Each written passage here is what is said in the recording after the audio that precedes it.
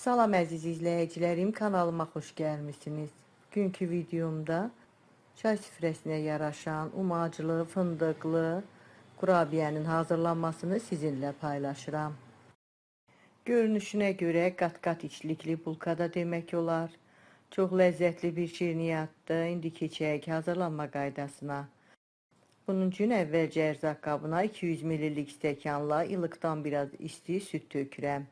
Yarım stəkan ilıqdan biraz isti 100 ml su, 3 xörək qaşığı şəkər tozu, 2 çay qaşığı da quru maya əlavə eləyib bu ərzaqları biraz qarışdırıram. Şəkər tozu ilə maya əriyənə qədər yaxşı qarışdırıram. Alınan qarışıma bir bütöv yumurta, bir yumurtanın ağını sarısından ayırmışam. Ağını xəmirə qatıram, sarısını qoyuram bir kənara. 1 paket 5 qram şəkərli vanil, 5 xörək qaşığı bitki yağı, yarım çay qaşığı da duz əlavə eləyəndən sonra bu ərzaqları da biraz qarışdırıram. Yaxşı qarışdırandan sonra un töküb xəmir yoğururam.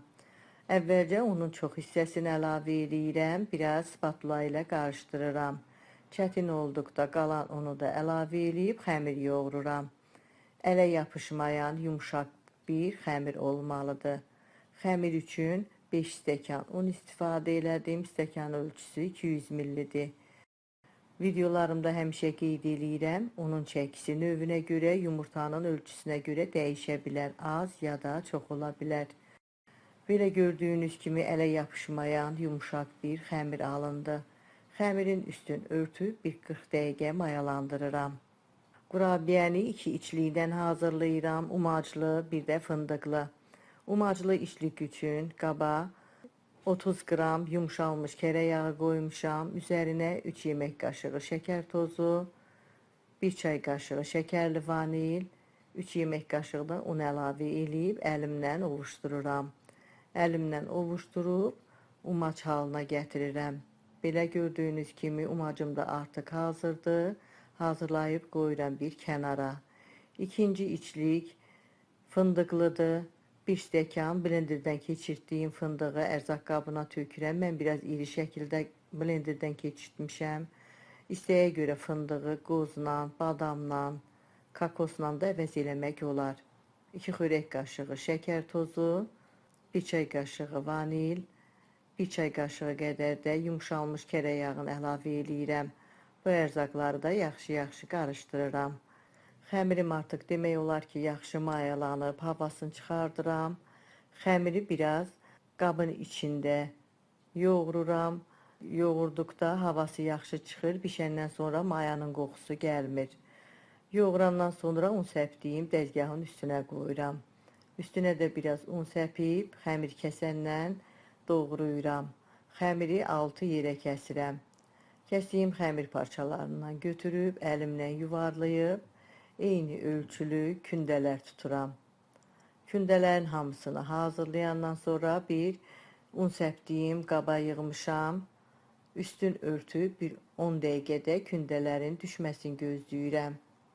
Kündələr artıq yerində də mayalanıb.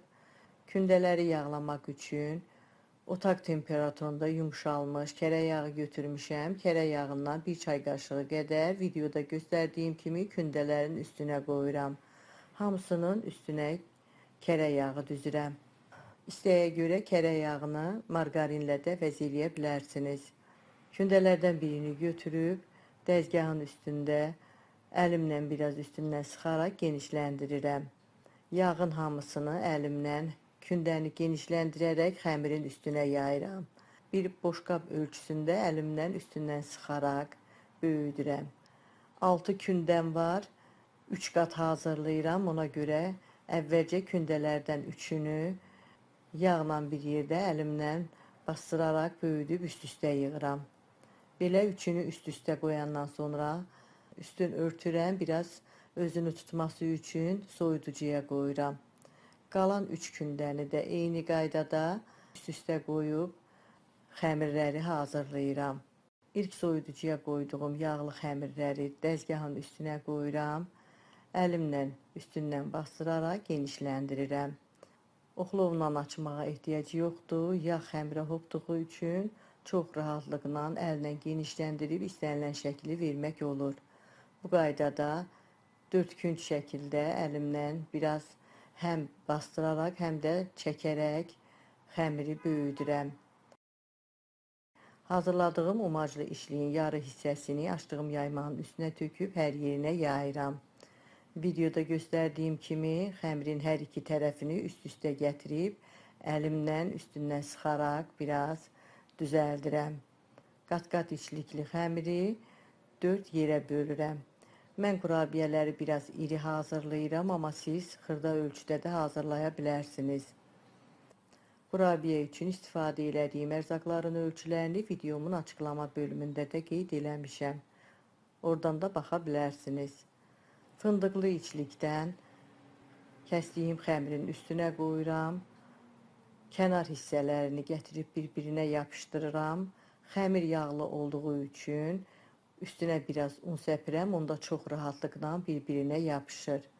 Belə yumru, bulka şəklində kurabiyələr hazırlayıram. Hamısını eyni qaydada işlik qoyub kurabiyələri hazırlayıram. Hamısını hazırlayandan sonra yağlı kağız sərdiyim formaya düzmüşəm. Üstün örtüb bir 15 dəqiqədə yerində mayalandırıram. Kurabiyənin içi həm yaxşı pişməsi üçün, həm də pişəndən sonra görünüşünün fərqli olması üçün üstündə kəsiklər atıram. Hamısının üstün kəsəndən sonra ayırmış olduğum yumurta sarısından kurabiyələrin üstünə çəkirəm. Sonda qabda qalan fındıqlı qarışımdan kurabiyələrin üstünə səpirəm. Bu qaydada hazırlayıram. Öncədən qızdırdığım 190 dərəcəlik sobada 20-25 dəqiqə üstü qızarana kimi pişirirəm. Kurabiyələr artıq pişib hazırdır. Sobadan çıxartmışam. Çox yaxşı qabarıb, çox gözəl qızarıb. Qat-qat içlikli, çox ləzzətli bir kurabiyələr alınıb. Asan bir kurabiyə reseptidir. İstənilən fərqli içliklərlə kurabiyələrdən hazırlamaq olar. Çay süfrəsinə yaraşan çox ləzzətli bir şirniyyatdır. İçdə çox yaxşı pişib qat-qat, içlikli, umaclı, fındıqlı bir şirniyyat alınıb. Siz də hazırlayın, əminəm çox xoşunuza gələcək. Hazırlayacaq olan hər kəsə öncədən nuş olsun deyirəm. Əgər bu videomda sizin üçün faydalı oldusa, izlədikdən sonra bəyənməyi, şərh bölümündə öz fikirlərinizi mənimlə bölüşməyi unutmayın. Sağ olun, yeni videolarda görüşənədək.